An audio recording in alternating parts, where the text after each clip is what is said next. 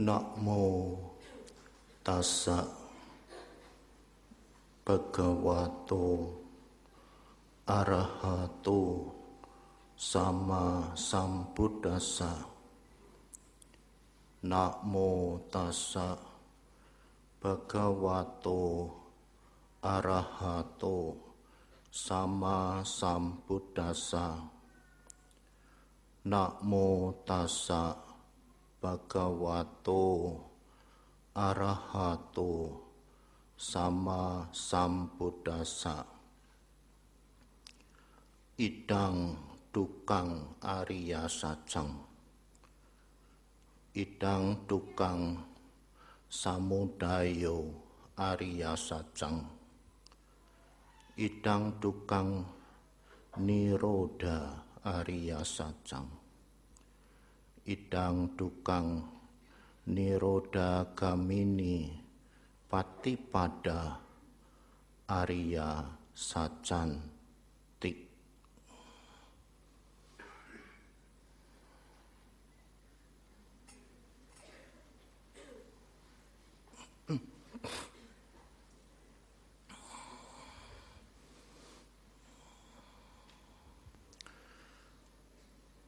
Bhikkhu Sangha serta para suhu yang saya hormati, para romo, ramani, para bapak, ibu, saudara-saudara, sedama yang berbahagia. Kita sebagai umat Buddha sudah selayaknya memperingati salah satu hari besar, hari raya di dalam agama Buddha, yaitu Hari Raya Asada. Hari Raya Asada ini sangat bersejarah bagi umat Buddha, karena Hari Raya Asada itulah yang membuat Dhamma, ajaran Guru Agung kita itu dapat tersebar luas ke seluruh dunia ini. Bapak, Ibu, saudara-saudara sekalian, seperti kita ketahui bersama bahwa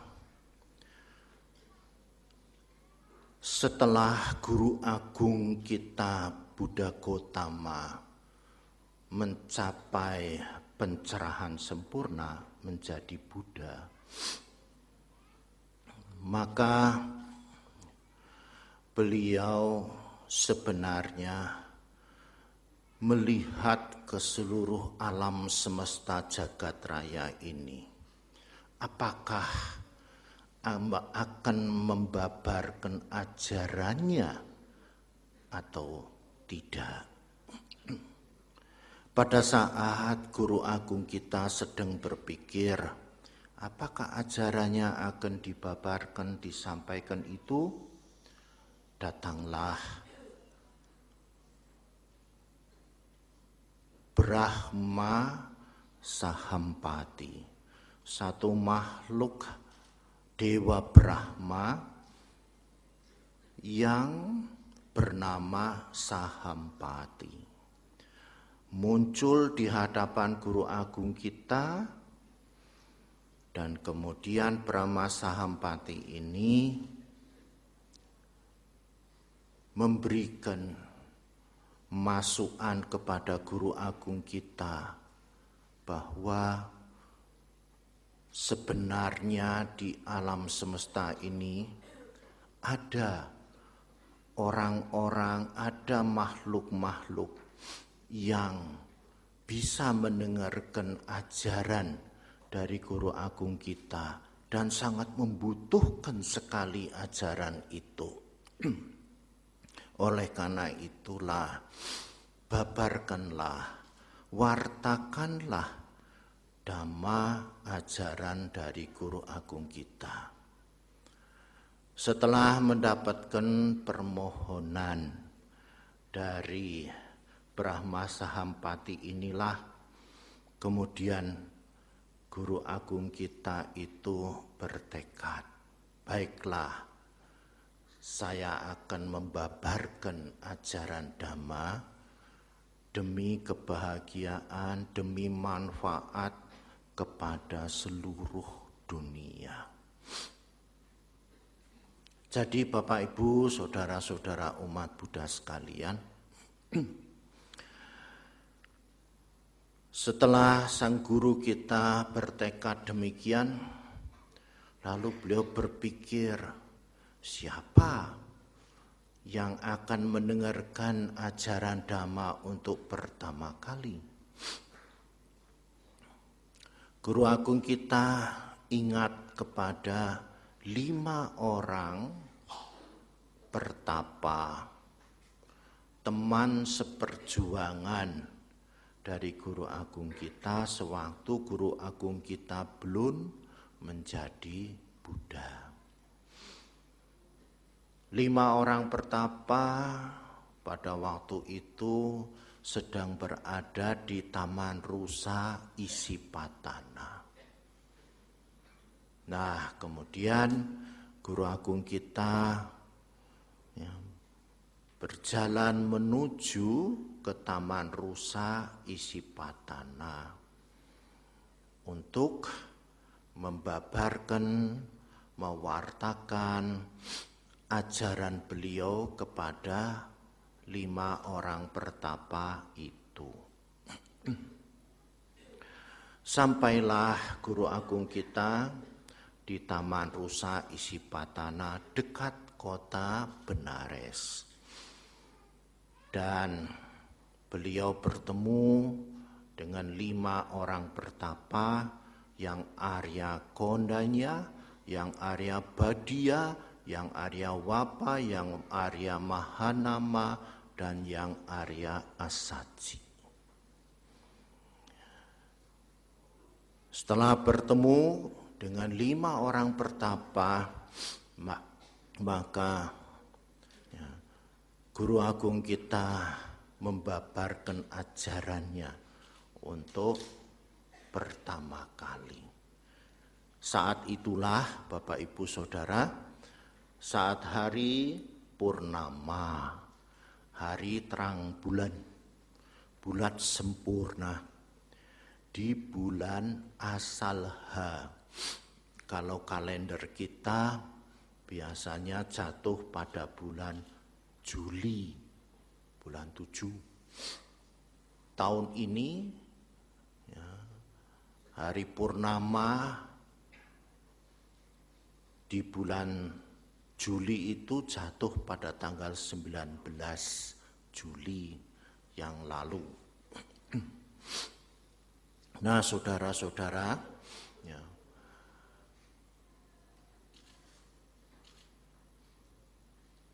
saat itulah, saat guru agung kita membabarkan Dhamma untuk pertama kali, itulah di hadapan 5 orang pertapa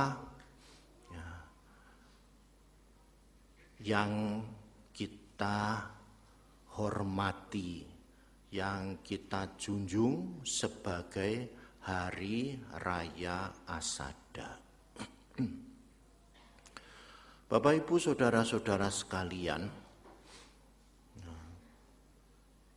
tentu Hari Raya Asada ini menjadi hari yang penting karena setelah Guru Agung kita membabarkan Dhamma, maka berlanjutlah pembabaran Dhamma beliau selama 45 tahun. Sampai akhirnya Guru Agung kita meninggal dunia atau parinibbana pada usia 80 tahun. Bapak Ibu, saudara-saudara sekalian, Lalu apa yang dibabarkan, yang diajarkan oleh guru agung kita ya, pertama kali itu? Saudara-saudara, ajaran guru agung kita untuk pertama kali itu dikenal dengan ya, sebutan Dhammacakka Pawatana Sutta, khotbah pemutaran roda dhamma. Ya, khotbah pemutaran roda dhamma. Maksudnya itu sejak saat itu roda dhamma diputar, ya, diputar sampai terus, ya, seterusnya. Nah, Bapak Ibu, saudara-saudara umat Buddha, roda dhamma yang seperti apa yang diputar oleh guru agung kita untuk pertama kali itu? Di dalam Dhammacakka Pawatana Sutta ini, guru agung kita menjelaskan ada 4 macam kenyataan dalam kehidupan kita sehari-hari. Kenyataan artinya yang memang ya, itu merupakan satu fakta nyata dalam kehidupan kita sehari-hari. Ya. Apa saja 4 kenyataan itu yang menjadi sorotan dari guru agung kita? Yang pertama, kenyataan adanya penderitaan. Yang pertama, itu yang jadi perhatian dari guru agung kita. Ya. Yang kedua, kenyataan ya, adanya sebab, ya, sebab yang menyebabkan ya, kita menderita. Nah, ini jadi sorotan perhatian dari guru agung kita. Yang ketiga adalah penderitaan itu sebenarnya bisa lenyap, bisa hilang, ya, bisa musnah. Dan itu juga merupakan satu kenyataan dalam hidup kita. Nah ini disorot juga, dilihat, dipandang oleh guru agung kita bahwa sebenarnya kita hidup ini bisa bebas dari penderitaan. Kita bisa melenyapkan penderitaan. Dan yang keempat, Bapak Ibu Saudara semua, guru agung kita tahu persis bagaimana kita bisa melenyapkan, bisa menghapus penderitaan dalam hidup kita. Ini yang keempat. Jadi Bapak Ibu Saudara semua, 4 macam kebenaran itu sebenarnya ada di dalam kehidupan kita masing-masing. Anda orang per orang masing-masing ya sebenarnya mempunyai yang namanya 4 kebenaran itu. Hanya persoalannya kita itu tahu apa tidak, sadar apa tidak. Kalau sebenarnya kita itu hidupnya mengalami kesulitan, sadar ndak, tahu ndak sebabnya kesusahan kita itu. Ya. Sadar ndak, tahu ndak kita bisa menghilangkan kesusahan itu. Dan tahu nggak caranya untuk menghilangkan kesulitan dalam hidup kita, penderitaan dalam hidup kita. Kadang-kadang orang bertanya, kok yang jadi sorotan, yang jadi perhatian guru agung kita kok penderitaan tok Bante? Lah iya, Kalau bukan penderitaan, kalau udah bahagia ngapain dibicarakan? So, buat apa kita bicarakan kebahagiaan? Justru kita bicarakan penderitaan, kesusahan hidup ini yang jadi masalah utama. Kita semua pergi beragama, kita semua memeluk agama, kan kita semua kepingin bahagia. Kita semua ingin supaya jangan sampai hidup kita itu mengalami kesulitan, mengalami masalah, mengalami persoalan. Saudara datang ke wihara itu kan ya kepengen bahagia toh. Saudara sembahyang, puja bakti, juga sebenarnya ya saudara kepengen mendapatkan kebahagiaan. Apa ada toh orang yang mau hidupnya susah? Ya. Kalau memang ada yang mau hidupnya susah itu berarti yang sudah putus asa, saudara. Ya. Kadang-kadang mungkin ada kan orangnya, Bante, saya baiknya mati saja Bante. Sebenarnya daripada begini enaknya mati, itu orang yang sudah tidak mau hidup, saudara. Ya, sudah putus asa.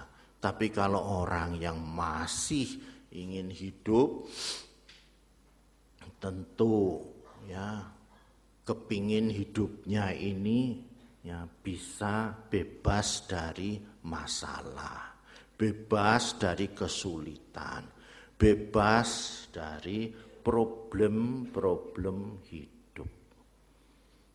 Ya, sehingga saudara itu kan coba amati dalam kehidupan sehari-hari.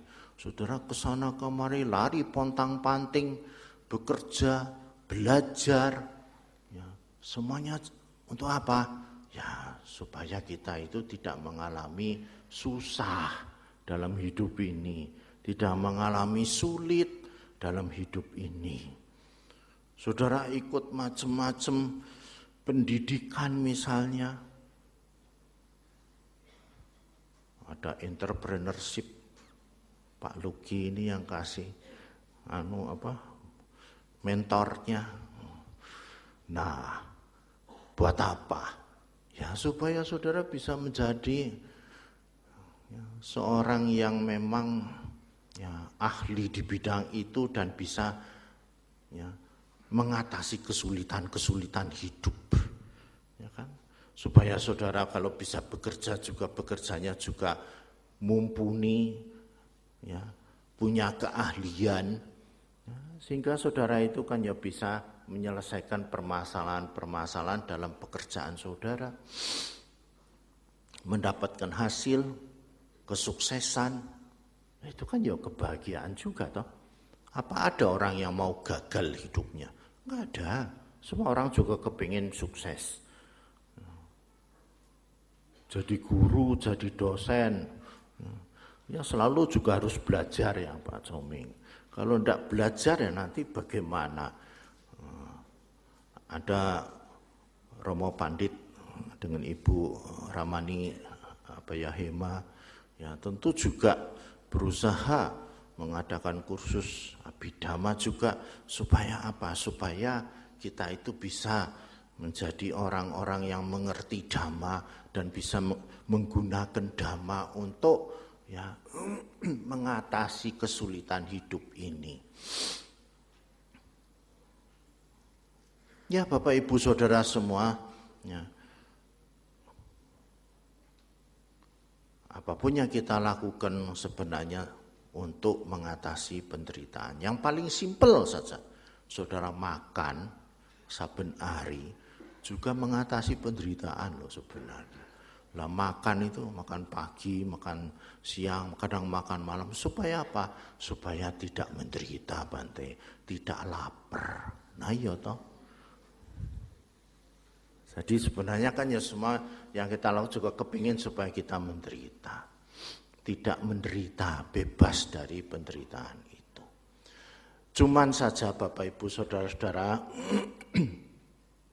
menurut guru agung kita, ada dua macam kebahagiaan. Ada dua macam kebahagiaan. Yang pertama Guru Agung kita ngatakan, kebahagiaan yang bermata kail, niramisa suka. Dan yang kedua kebahagiaan yang tanpa mata kail, samisa suka. Hati-hati saudara, saudara berusaha kepengen bahagia hidupnya, kepengen mendapatkan apa saja, keberhasilan, kesuksesan, oke silahkan, sah-sah saja. Tapi jangan sampai ya, mendapatkan kebahagiaan yang nomor satu, kebahagiaan yang bermata kail. Apa maksudnya kebahagiaan yang bermata kail? Saudara tahu mata kail ya? Mata kail itu biasanya ditaruh di pancing. Nah, pancing. Kalau orang suka mancing ikan, itu mesti pada pakai mata kail. Lalu dikasih umpan, ya kasih umpan. Umpannya ikan tentu saja toh yang disukai oleh ikan.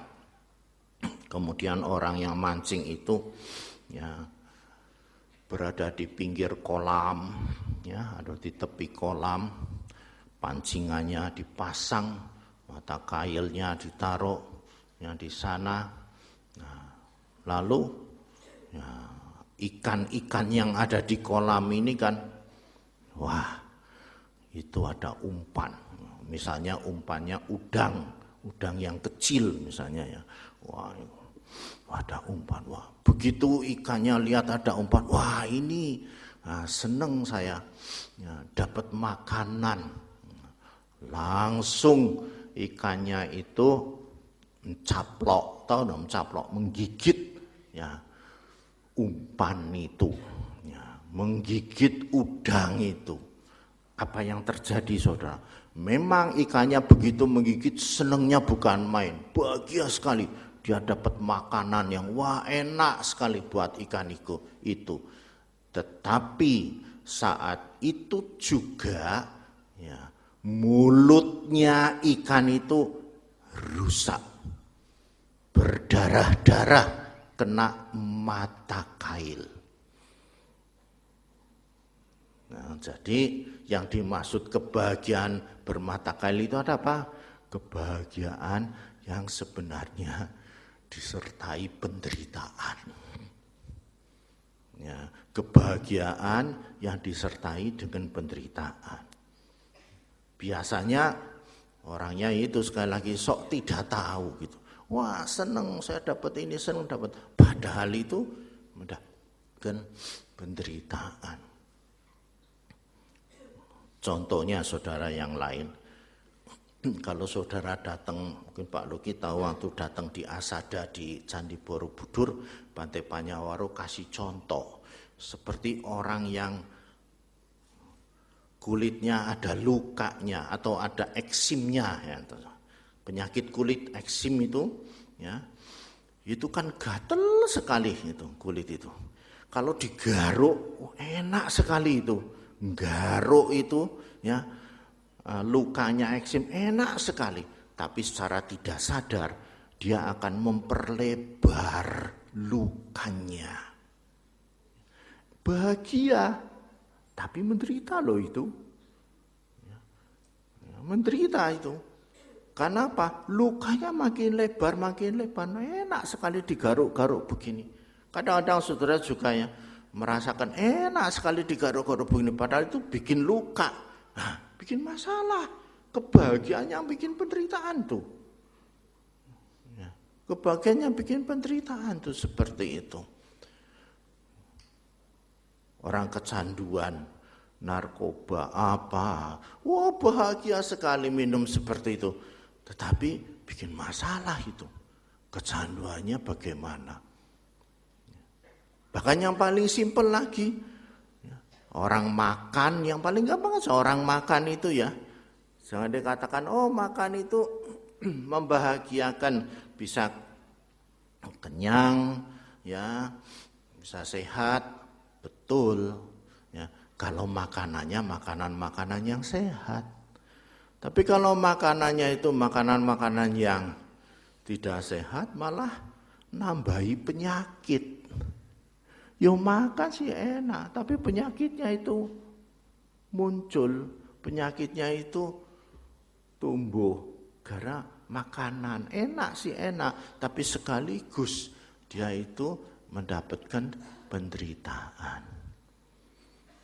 Nah ini saudara-saudara perlu saudara pikirkan. Ya pikirkan.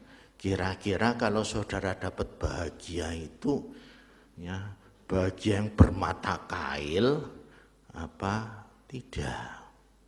Karena ada yang kedua ini, kebahagiaan yang tanpa mata kail. Artinya kebahagiaan yang sungguh-sungguh bahagia. Tidak ada penderitaan di situ. Betul-betul saudara bahagia. Ya, tidak ada penderitaannya di situ. Kadang-kadang ada orang yang senang dikasih uang ya. Senang banget dapat uang bisa ngepol. Ya, padahal uangnya uang pinjaman lah ditagih toh ya. Senangnya tapi pinjam penderitaan. Ya memang kalau bisa bayar syukur, kalau tidak jadi masalah. Nah inilah penderitaan. Sama seperti begitulah hati-hati ya. Kalau kita mendapatkan kebahagiaan, ya, kadang-kadang kita tidak berpikir bahwa sebenarnya kebahagiaan, di balik kebahagiaan itu ada yang namanya penderitaan. Lah itu jangan sampai ya diterus-teruskan. Kalau begitu, kalau misalnya kena luka, eksim misalnya, lah kalau sudah digaruk-garuk enak, ingat, walah kalau digaruk-garuk ini kan tambah parah toh sakitnya. Ya sudah berhenti no. Jangan digaruk-garuk terus, biar saja lukanya banyak ya ndak apa-apa. Ya itu namanya ya orang yang kalau dalam Buddhis orang yang bodoh. Ya. Jadi dia itu malah ya membuat hidupnya jadi menderita. Katanya ndak mau menderita, tapi kok menjadi menderita. Sudah tahu makan makanan enak, tapi makanan yang enak itu bisa menimbulkan penyakit, bisa nambahin kolesterol, bisa nambahin ya lemak. Lah kok diterus-teruskan? Ya kalau sudah tahu, wah kalau makanan ini enak, tapi saya itu bisa tambah penyakit macam-macam. Wah ya sudah, berhentilah. Ya, tidak usah diterus-teruskan. Kan seperti itu, supaya ya bisa menghentikan penderitaannya. Nah, Bapak Ibu Saudara-saudara sekalian, sekarang saya akan menjelaskan bagaimana kebahagiaan yang betul-betul bahagia tanpa mata kail itu. Tentu kebahagiaan yang betul-betul bahagia itulah yang sebenarnya diajarkan oleh guru agung kita. Dhamma, ajaran guru agung kita itu menjelaskan hal-hal seperti itu. Salah satunya yang diajarkan oleh guru agung kita itu ada di dalam ya Jalan Arya berunsur 8. Kebenaran atau kenyataan yang nomor 4. Ya, yang nomor 4. Yaitu jalan untuk mengatasi penderitaan. Itu betul-betul Sang Buddha mengajarkan jalan yang aman. Ya, tidak akan ada dampak penderitaannya, dampak kesusahannya tidak ada. Betul-betul jalan yang aman. Yaitu apa, Bapak Ibu Saudara-saudara? Dari Jalan Arya berunsur 8 itu, kalau diringkas itu adalah ya, sila, samadhi, dan panya. Sila itu perbuatan baik.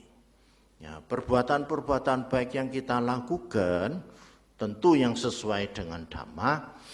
Nah, ini akan membuat kita itu bisa bebas dari kesulitan, bebas dari masalah. Kalau saudara ya, melakukan perbuatan yang sebaliknya, wah itu mendatangkan masalah. Ya, mungkin ya awalnya sih masih bahagia, itu tadi kebahagiaan mata kail itu ya. Jadi awalnya kalau kita berbuat yang jelek-jelek itu ya masih senang ya, mendapatkan hasil dari perbuatan yang buruk ya senang. Tetapi itu bermata kail, itu bisa menimbulkan kesulitan, masalah di belakang hari. Ya, perbuatan yang baik, macam-macam berbuat kebajikan itu, ya mulai dari melakukan puja, ya suka melakukan puja bakti, ya, lalu dilanjutkan dengan menjalankan sila, ya ada 5 sila, ya ini juga perlu, ya untuk apa? Untuk membuat hidup kita itu tidak sampai terperosok ke dalam, ya kehidupan-kehidupan yang jelek, kehidupan-kehidupan yang jelek, ya. Kalau kita suka membunuh, suka mencuri, suka berzina, suka omong tidak benar, minum minuman keras, kan gitu kehidupan yang jelek. Ya, kalau kita keprosok ke sana, wah, nanti itu hidupnya banyak masalah, banyak kesulitan sebenarnya. Begitu. Ya. Nah, kemudian Bapak Ibu Saudara, lebih daripada sila itu adalah samadhi. Meditasi, ya meditasi ini melatih pikiran kita, ya melatih pikiran kita supaya pikiran kita itu tidak liar, karena biasanya pikiran ini kalau tidak dilatih itu pikiran akan berkeliaran kemanapun juga mencari objek-objek pikiran yang menyenangkan. Pikiran juga tidak mau tuh ya memikirkan yang susah-susah. Biasanya pikiran itu selalu memikirkan yang menyenangkan. Ya, kalaupun belum dapat yang menyenangkan ya tidak apa-apa, melamun saja, lamun gitu saja. Ya senang dalam lamunan itu, senang dalam lamunan. Ya, bayang-bayang yang bukan-bukan itu juga senang pikirannya. Nah. Pikiran-pikiran seperti itu tentu ya pikiran-pikiran yang berbahaya kalau dibiarkan begitu saja. Karena apa? Karena pikiran ini ya, bisa berpikir yang buruk-buruk juga. Yang buruk inilah yang membuat masalah buat hidup kita. Ya, kalau kita berpikir yang jahat-jahat, mau bikin susah orang, mau bikin susah orang tua misalnya, mau bikin susah siapa, rekan-rekan, teman-teman kita, itu kan pikiran-pikiran yang jelek. Ya.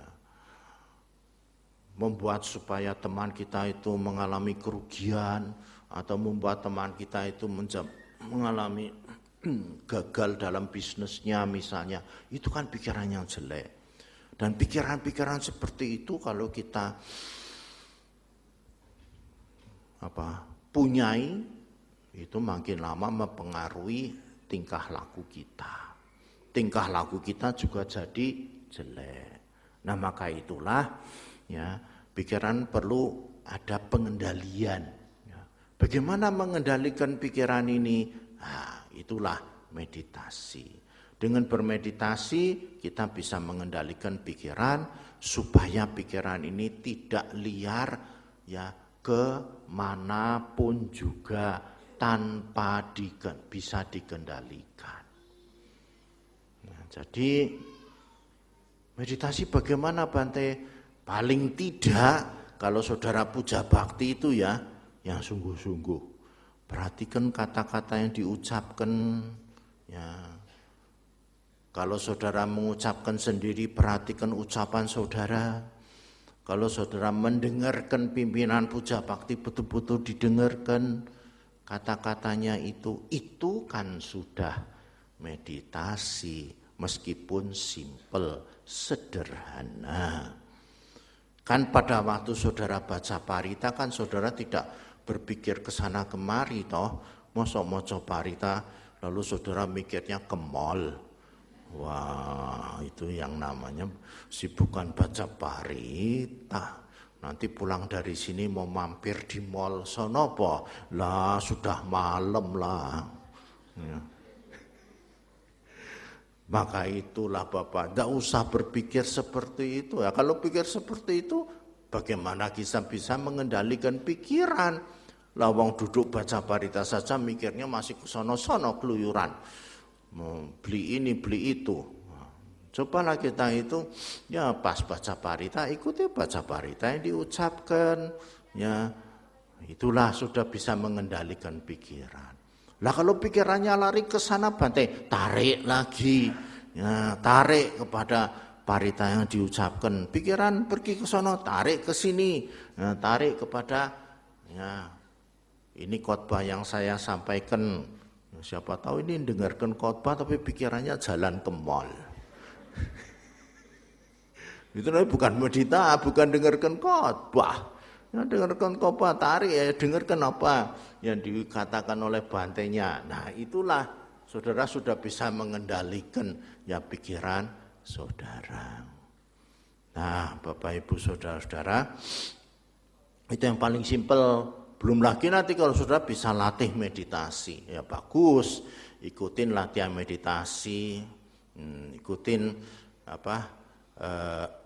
kursus-kursus meditasi misalnya. Tentu itu jauh lebih baik. Ya, tapi itu penting banget kok. Yang namanya meditasi itu biar bagaimanapun penting. Ibu-ibu itu kalau memasak itu harus meditasi loh. Kalau ibu-ibu memasak itu tidak pakai meditasi nanti lupa. Sudah dikasih garam apa belum ya masakannya? Lah bingung toh. Nah, sudah itu selesai, kasih garam lagi. Begitu jadi, wah asinnya bukan main. Ya itulah karena apa? Enggak pakai meditasi. Gitu. Coba kalau kita meditasi kan ya masak pun juga sebenarnya butuh meditasi supaya tidak kacau berantakan. Apalagi bikin laporan-laporan kalau yang bekerja ngetik misalnya di komputer semuanya harus meditasi. Kalau tidak apa jadinya ketikan ini banyak hurufnya yang salah, angkanya salah. Wah, yang membaca bilang bagaimana saudara bekerja? Karena tidak pakai meditasi sebenarnya. Itu kan sebenarnya juga pakai meditasi, konsentrasi. Jangan mikir yang macam-macam. Cobalah ketika membuat laporan ataupun kita mengetik ya surat-surat itu kan perlu kita perhatikan sungguh-sungguh toh. Tidak bisa kita sambil ya ngobrol sambil mikir yang bukan-bukan, kacau semua hasilnya.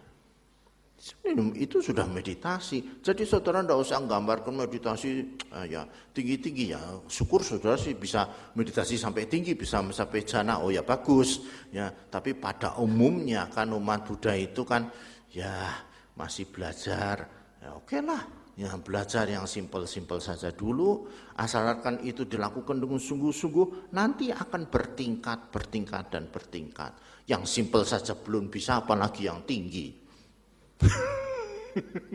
Ya, saya kadang-kadang mikir, yang simpel saja masih blong gitu kok, masih nggak diperhatikan. Kok belajarnya yang tinggi-tinggi lah, ketinggian lah, simpel dulu. Ya, yang hari-hari sehari-hari itu aja diperhatikan dulu karena ini akan menopang, pasti yang tinggi akan berhasil karena yang simpel itu diperhatikan, yang sederhana itu dulu diperhatikan. Nah, nanti akan yang tinggi-tinggi akan menjadi mudah, karena orang itu ya pergi bepergian tempat yang jauh itu mulai dari langkah pertama loh. Ya kan Pak Soming, harus langkah, jangan loncat ke sana. Tidak bisa kalau loncat ke sana, harus dari step pertama. Nah, yang mudah dulu, step berikutnya.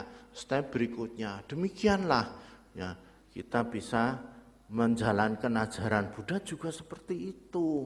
Ya, ajaran Buddha seperti itu juga dilakukannya. Dan yang ketiga Bapak Ibu Saudara itu mengembangkan yang namanya kebijaksanaan panya. Apa itu kebijaksanaan Bante? Kebijaksanaan itu pengertian. saudara punya pengertian, saudara punya pengetahuan, saudara punya pandangan, wawasan, itu pengertian. Wawasannya yang apa Bante? Wawasan yang sesuai Dhamma. Pengertiannya sesuai Dhamma. Lah yang tidak sesuai Dhamma, oh ya banyak. Tidak sesuai dengan ajaran Sang Buddha, banyak itu wawasan, pengertian-pengertian tidak sesuai dengan ajaran Sang Buddha, banyak sekali. Justru kita selektif, kita pilih dong. Kita punya kebebasan untuk memilih mana pengertian-pengertian, pandangan-pandangan, wacana, wawasan. Kalau ada orang ngomong sama kita, misalnya diajak-ajak supaya ayo sebelum kiamat kita ke sana, ya mikir dulu dong, jangan langsung ujuk-ujuk ikut ke sana. Nah, itu nanti saudara malah ya bisa ngikutin pandangan yang lain gitu. Ya. Jadi kalau kita semua mengikuti pandangan Dhamma, tentu saja kita itu harus bagaimana? Harus belajar. Belajar ajarannya Sang Buddha yang banyak. Jangan cuma sedikit-sedikit saja belajar. Nanti sedikit-sedikit nanti pengetahuannya sedikit, pengertiannya sedikit. Ya. Dan kalau pengertiannya sedikit, pandangannya sedikit, tentu sempit jadinya. Nah, kalau sempit jadinya ya mudah sekali ya menerima pengertian-pengertian yang bukan Dhamma. Tapi kalau kita punya pelajaran pengertian yang banyak, saudara suka dengar Dhamma. Sekarang orang belajar Dhamma itu mudah. Buku-buku banyak, kaset-kaset khotbah banyak, CD khotbah banyak. Saudara bisa belajar di internet, website Dhamma banyak. Loh, bisa. Mau datang ke wihara, ikuti puja bakti, ikuti Dhamma kelas, ikuti khotbah-khotbah Dhamma. Kalau belum jelas tanya. Dengan cara seperti itu saudara bisa menambah pengertian, menambah pengetahuan Dhamma. Mengerti, oh yang namanya Dhamma, yang namanya ajaran Sang Buddha, yang namanya baik itu seperti apa, buruk itu seperti apa, benar itu seperti apa, salah seperti apa. Itu saudara bisa membedakan, oh ini baik, ini buruk gitu. Oh ini yang namanya keliru, oh ini yang tidak keliru, ini yang salah, ini yang benar. Nah, ngerti begitu. Itu didapat dari mana? Dari belajar, membaca, mendengar, ya, berpikir. Kita pikirkan sendiri, oh ini benar apa enggak, salah. Kalau belum jelas tanya kepada orang yang udah lebih tahu, yang pandai, ya supaya kita punya pengertian Dhamma yang luas. Ya. Kalau kita punya pengertian Dhamma yang luas, ya tentu kita akan memiliki prinsip hidup, ya prinsip hidup. Salah satu pengertian Dhamma, ambil contoh adalah hukum karma misalnya. Sudah berulang kali belajar dalam agama Buddha ada hukum karma. Nah, coba itu pegang, ya. Coba itu saudara dalamin. Ya, sudah tahulah Bante hukum karma. Bolak-balik juga diomongkan hukum karma. Oh, jangan ngomong begitu dulu saudara. Ya, belajar Dhamma itu memang harus bolak-balik saudara. Ya. Harus bolak-balik, jangan cuma sekali saja. Baca buku juga jangan cuma sekali saja, lupa. Bacalah berulang kali. Makin saudara baca lagi itu makin dalam dan makin paham. Coba saja seperti itu.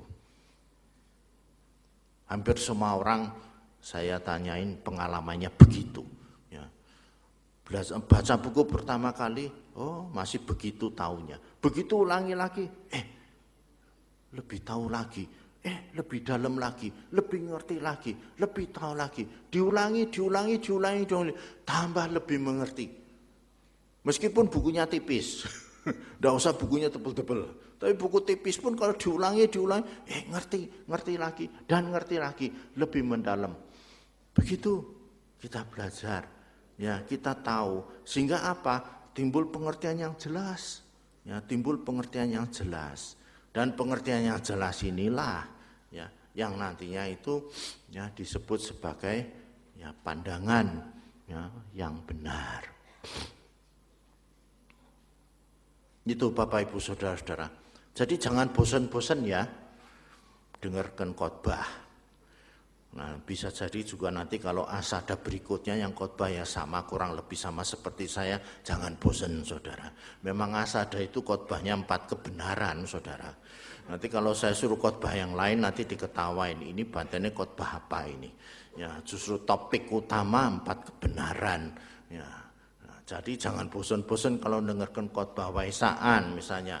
Jangan bosan-bosan khotbah Katina yang bolak-balik sanggadana. Jangan langsung jadi bosan saya. Balik sanggadana. Nah, maka puja itu juga ya, jangan berbuat jahat, tambah kebaikan, bersihkan hati pikiran. Bolak-balik itu saja. Loh saudara, makin dengar penceramahnya lain-lain itu lain-lain loh saudara. Penceramahnya beda-beda, menguraikan 4 kebenaran ini beda-beda. Ya, menguraikan jangan berbuat jahat, tambah kebaikan, bersihkan pikiran masing-masing itu pun bisa beda-beda loh kalau penceramahnya lain-lain. Meskipun yang topiknya sama. Maka jangan bosan-bosan supaya kita apa? Tambah pengetahuan, tambah pengertian di dalam Dhamma. Ya, Bapak Ibu Saudara-saudara, kenapa kita butuh pengertian?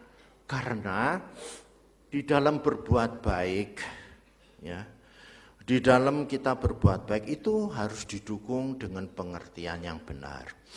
Jangan sampai kita itu melakukan perbuatan baik yang ya tanpa disertai pengertian yang benar.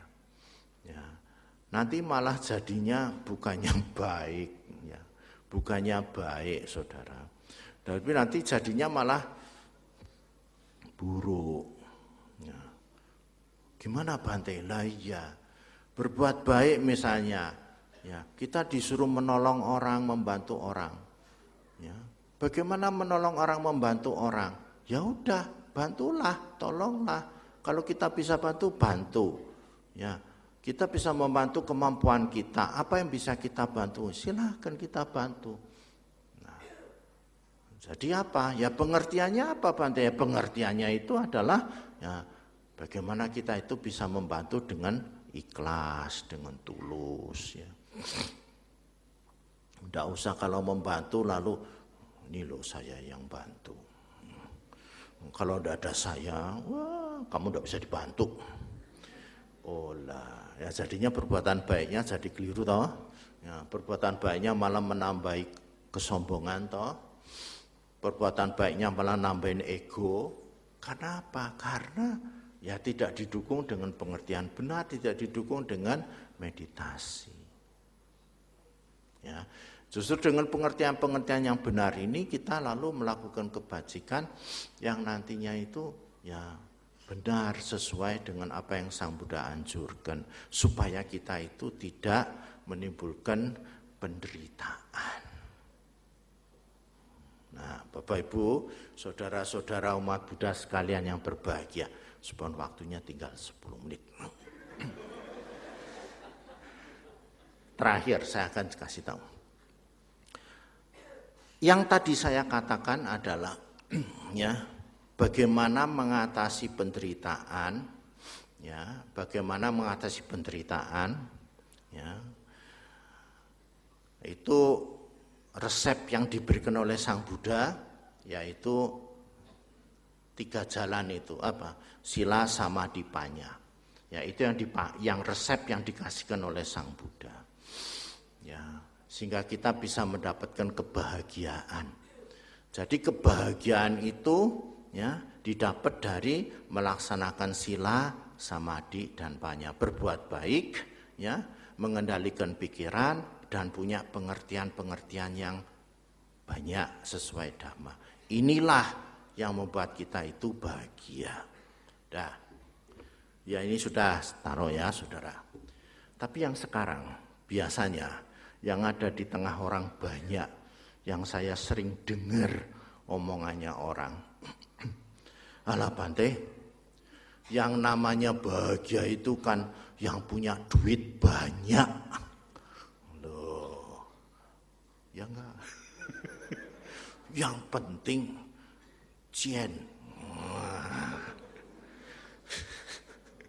Yang penting uang. Bahagia itu kalau punya duit banyak mesti bahagia Bante. Nah, karena jadi, bagaimana ini? Padahal Sang Buddha ngajarin sila samadhi panya supaya kita bahagia. Lah kalau orang punya pikiran, enggak, bahagia itu kan ya, kalau punya duit banyak, enggak ada duit itu enggak bahagia. Nah, punya duit banyak bahagia. Nah, itu saya sok dengar seperti itu ya, orang-orang semua seperti itu. Bapak Ibu, duit itu bukannya tidak penting, uang itu bukannya tidak penting, ya penting. Orang mau memenuhi kebutuhan hidup ini juga butuh uang. Makan kita butuh uang, ya. Sekolah juga butuh uang. Bangun wihara ya butuh uang, ya kan? Masa bangun wihara nggak pakai uang? Bangun wihara pun juga butuh uang. Adakan perayaan-perayaan besar-besaran itu juga butuh uang. Ya, hanya saja saudara-saudara, bahwa kita sebagai umat Buddha, ya, jangan berpikir bahwa uang itu yang paling penting. Ya. Uang itu kan hanya alat, hanya sarana. Nah ini pengertian, sarana. Kalau saudara punya uang banyak, sebenarnya saudara punya kesempatan besar untuk melakukan kebajikan. Gitu. Kesempatan besar. Kalau saudara tidak punya uang, mau berbuat kebajikan apa? Nah, paling-paling kasih nasihat, ya. Paling-paling kasih waktu, ya. Kan tidak punya duit. Tapi kalau punya duit sebenarnya saudara itu bisa melakukan banyak kebajikan. Saudara bisa punya duit, bisa bangun wihara misalnya. Saudara punya uang, saudara bisa bangun rumah sakit, bangun sekolahan. No, karena punya uang, saudara bisa melakukan banyak kebajikan. Ya, begitu. Jadi kalau pikiran umat Buddha itu jangan berhenti pada uangnya, jangan mengutamakan uang, jangan mendewa-dewakan uang. Utamakanlah kebajikannya. Ya. Utamakanlah kebajikannya. Justru kebajikan itu jauh lebih penting daripada uang. Gunakan uang untuk berbuat baik. Saudara kalau banyak uang malah saudara bisa gunakan untuk berbuat baik. Ya. Ini yang penting kebajikannya, perbuatan baiknya. Saudara malah bisa menjadi hidupnya itu berguna, bermanfaat, berarti. Saudara gunakan uang saudara untuk melakukan kebajikan, untuk menolong siapa, bikin wihara begini. Nanti kalau saudara meninggal merasa, wah saya berarti berguna, saya bisa bangun wihara. Senangnya bukan main. Kenapa? Merasa bahwa dia sudah menggunakan uang itu untuk hal yang berjasa. Jadi yang penting itu justru kebajikannya, jangan uangnya yang diutamakan. Ya, kalau saudara mengutamakan uang, ada bahayanya, saudara. Karena uang ini, ya namanya alat, itu bisa dipakai baik, bisa dipakai buruk. Tadi saya katakan, kalau saudara mengutamakan kebajikan, uang ini akan saudara pakai untuk berbuat baik. Tapi hati-hati kalau saudara tidak mengutamakan kebajikan, lalu saudara bisa menggunakan uang itu untuk berbuat buruk. Berbuat buruk kayak apa? Lah menghambur-hamburkan uang. Ya. menghambur-hamburkan uang, foya-foya. Dulu belum punya uang, masih sulit tidak mau bepergian, di rumah saja. Begitu uangnya banyak, tidak pernah tinggal di rumah, pergi terus kemana tidak tahu perginya. Malah tidak pernah tidur di rumah, jadinya apa? Lah, banyak kasus-kasus seperti itu. Ya, dulu belum punya sepeda motor, masih alim. Tahu alim ya? Tenang. Setelah punya sepeda motor, wah jadi preman, saudara. Inilah keliru toh, menggunakannya itu keliru. Karena saudara tidak punya pedoman yang namanya itu lebih penting kebajikan daripada uang. Kalau saudara mementingkan uang, bahaya sekali. Saudara bisa melakukan apa saja dengan uang itu. Bayarin siapa saja juga bisa pakai uang itu. Wah, bahaya sekali. Bahaya sekali. Ya, justru kalau digunakan untuk berbuat baik, wah, bermanfaat sekali. Sangat bermanfaat. Maka itulah, ya, sekali lagi, jangan mementingkan uangnya, tapi kebajikannya. Kebahagiaan ini didapat karena berbuat baik. Itu saya setuju. Tapi kebahagiaan ini karena banyak duit. Aduh, nanti dulu. Nek banyak duit itu ya memang ya butuh ya namanya. Orang punya banyak duit itu kan karma baik berbuah toh saudara. Saudara kalau punya dapat banyak duit itu karma baiknya berbuah itu, menikmati karma baik berbuah ya. Tapi ya jangan lalu itu uang dijadikan yang paling utama. Kebajikan itu tetap menjadi paling utama. Perbuatan baik itu paling utama di dalam ajaran kita. Uang itu digunakan untuk melakukan kebajikan. Karena uang itu hanya alat, uang itu hanya sarana saja. Ya, hati-hati jangan sampai kita menganggap uang itu segala-galanya. Karena apa? Kita bisa ya nantinya terjerumus ke hal-hal yang jelek-jelek, menghancurkan dan membuat hidup kita menjadi hancur gara-gara uang. Begitulah Bapak Ibu Saudara-saudara, umat Buddha sekalian, ya berbuat baik yang banyak, menjalankan sila, ya melatih meditasi, mempunyai pandangan, pengertian yang benar, kebijaksanaan, ya itulah ya kita menjalani ajaran Sang Buddha. Dan itulah pedoman hidup kita sebenarnya. Pedoman hidup kita itu melakukan kebajikan, ya ditambah dengan melatih pikiran supaya tidak liar, ditambah dengan ya pengertian, pandangan, prinsip hidup, ya pegangan hidup yang jelas, yang pasti, yaitu ajaran Sang Buddha itu sendiri. Selamat Hari Raya Asada 2560. Semoga semua makhluk hidup bahagia dan semoga Tiratana selalu melindungi kita. Sekian, terima kasih.